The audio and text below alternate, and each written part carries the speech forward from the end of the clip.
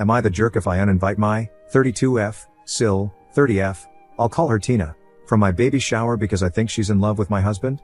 My husband, 33M, and I met each other at a ski lodge 9 years ago. I was with my young daughter and a female friend and her child. My husband was with his 2 brothers and 3 sisters and a few friends. There was a singing competition and both of us were set up by our friends to enter it. Sparks flew during our duet and the rest is history. Back to our first meeting. This was the first time I caught on to my Sil's disturbing behavior. After the singing competition, he and I went to the cafe to chat. His middle sister, Tina, who was adopted at birth, came storming up to us and demanded he come back to their group. She never looked at me and whined when he shut her down. She ran off crying and apparently took her sister's room keycards and locked them out so they had to stay with the friends in their room. Fast forward to when we bought a house together. We had a housewarming and invited family and close friends. Tina showed up in a sexy club outfit. She ignored me the entire time and hung all over my husband, BF at the time. She kept recalling tales of them when they were little and how close they were. She'd kiss him on the cheek, hug him, and touched his arm when laughing. He was visibly uncomfortable so I stepped in. At first, I just thought she had a crush on him. But the way she was acting looked like she was the girlfriend and not me. She was going around reminding/telling everyone that he used to say he never wanted to have kids, but now he's playing daddy to my daughter. One of my friends said she thought Tina was weird for talking about how hot his modeling photos were when he did print work back in college and that her favorite photo was of them at a beach in Hawaii during a family vacation a few years back. The most bizarre thing she told a few people was that he had never dated a woman of color before and now all of a sudden he's in love. It's only bizarre to me because she's biracial, so I don't know why this would bother her, unless she's jealous of me because she wished she were me. Then things go south at the end of the night when he gets down on one knee and proposes to me. She started crying and ran to the restroom. Their dad went to check on her and then drove her home. I knew exactly why she was upset, but my husband always equated her behavior to jealousy because she never had healthy relationships. After that tantrum, she skipped our wedding, baby shower, our children's birthday parties, and other family events that we attended.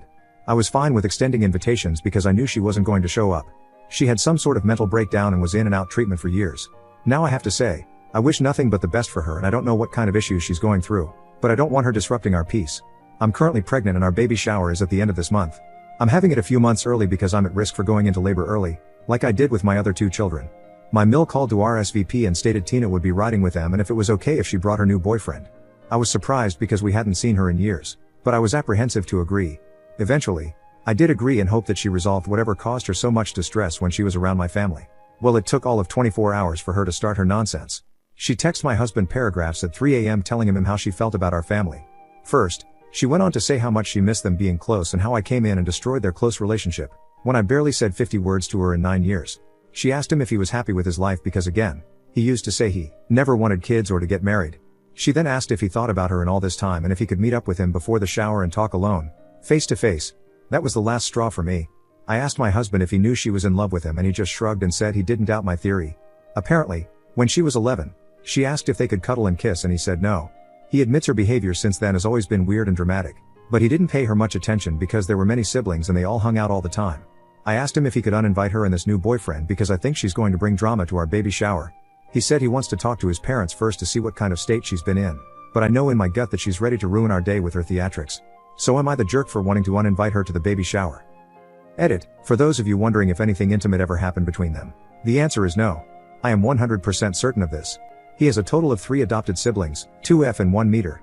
He says he sees them as blood-related siblings because the 3 of them were adopted at birth.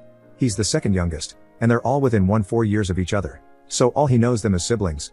He said he chooses to ignore her because she's always been dramatic.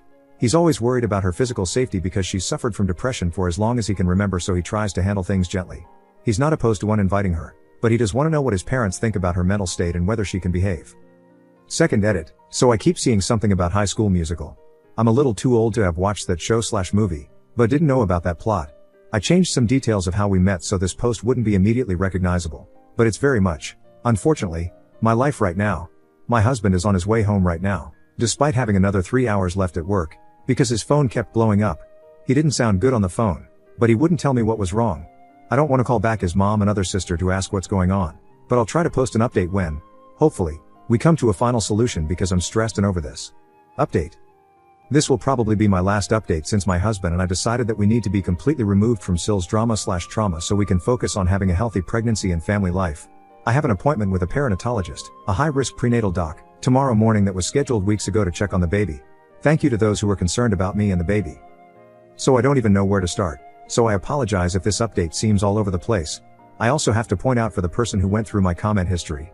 I switched the numbers, genders, and event details so I wasn't as easily identified in real life. I have a professional license, so if someone recognized me and thought I was being unethical due to the nature of the post, I've avoided certain verbiage because of my job. I could be brought in for a review, which I would much like to avoid, so I'm sorry I can't be 100% truthful with all of the details. I tried my best to keep the most important information as factual as possible. My husband ran home because Tina blew up his phone, texting and calling. Now, my husband always texts or calls me on his lunch break to check on me, even before the pregnancy, so I knew something was wrong when he didn't. Since he left Tina on read, she started calling and sending a slew of unwarranted and degrading texts about me and our children. So basically Tina being Tina. He didn't run it by me, but he sent her a long paragraph, which he showed me when he got home, basically telling her off and told her that he would rather never speak to her again than listen to her talk bad about our family.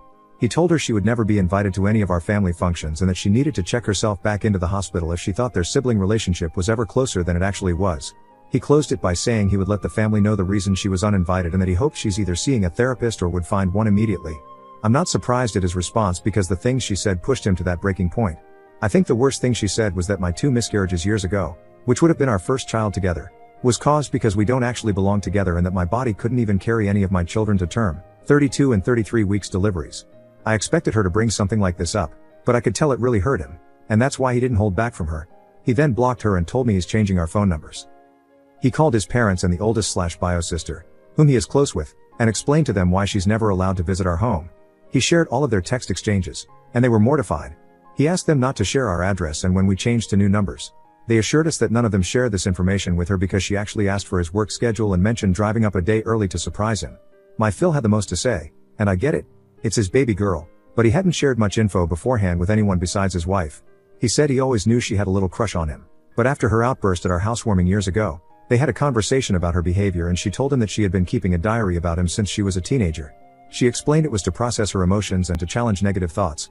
All I heard was that she wrote about him for years. So there's several journals in their home, probably enforcing her beliefs. Apparently, she only stayed away from my husband because my Phil kept her in check and was able to get her hospitalized several times for being a threat to herself. I don't know if all her issues stem from her unrequited love for him. Typing that just made me nauseous, but I hope she gets the help she desperately needs. He asked that they speak with her about his last text, but that we don't want to know the outcome. They told us they would deal with her and apologized for thinking she had resolved her issues.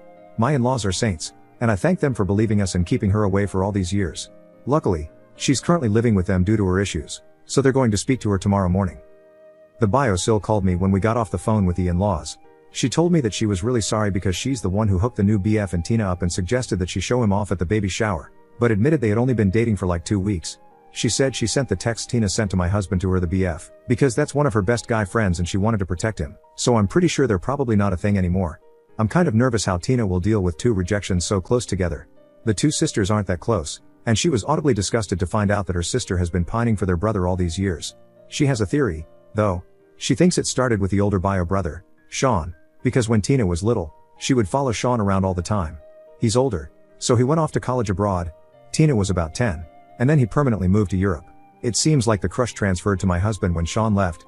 Sean hasn't been back to the States since he graduated high school, and no one really has contact with him, so she said she can't call and ask him about it. I have to admit I'm kind of curious and would have been interested in hearing what Sean had to say, but I'll rest assured knowing our involvement and the whole thing is over. Someone pointed out that Tina is potentially dangerous and could hurt me or our children, and this really scared me. My husband is going to upgrade our alarm system and purchase more cameras. I don't work summers and will most likely be out on bed rest by the time I have to go back to work, so he wanted to ensure the kids and I were safe when he's away from the house. I forgot to mention we live about 5 hours away, so she would really have to go out of her way to show up here if she somehow found out where we live. So that's it, basically. This will most likely be my only update. I also want to point out for those that think my husband was intimate with her at some point to cause her erratic behavior, if that were the case, she would have loved to throw that in my face over and over. Plus, a guilty man would have tried to silence her a long time ago to keep me from finding out. You don't have to trust him, but I do. Thanks again for all the helpful input. I'm feeling a little more at ease and can't wait to see our closest friends and family at our shower. Update: am I the jerk if I uninvite my Sil who's in love with my husband? I've been going back and forth on whether I should post an update. Many of you posted supportive feedback and some were kind enough to share their experiences with obsessive persons and how I should handle my situation, so it helped me write this update. I included Tina's initial texts after we changed our phone numbers. We were receiving calls from her on our house phone from her work number, but we disconnected it once we found out it was her.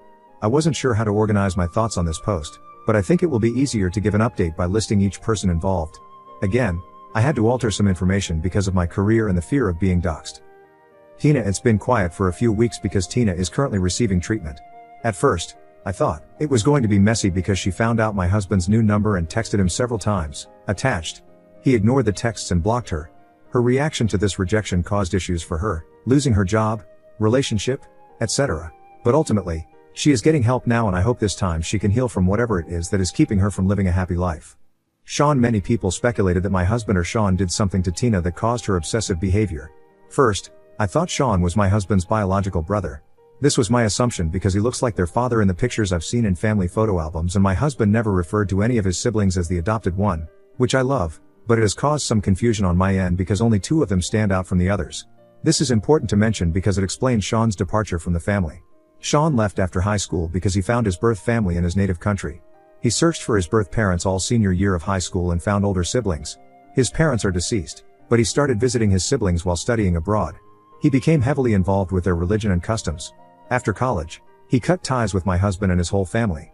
My in-laws received a few postcards at first, but they haven't had any contact with him in several years. I can't say definitively whether I believe something happened between Sean and Tina, but his departure makes sense and I can only hope nothing happened.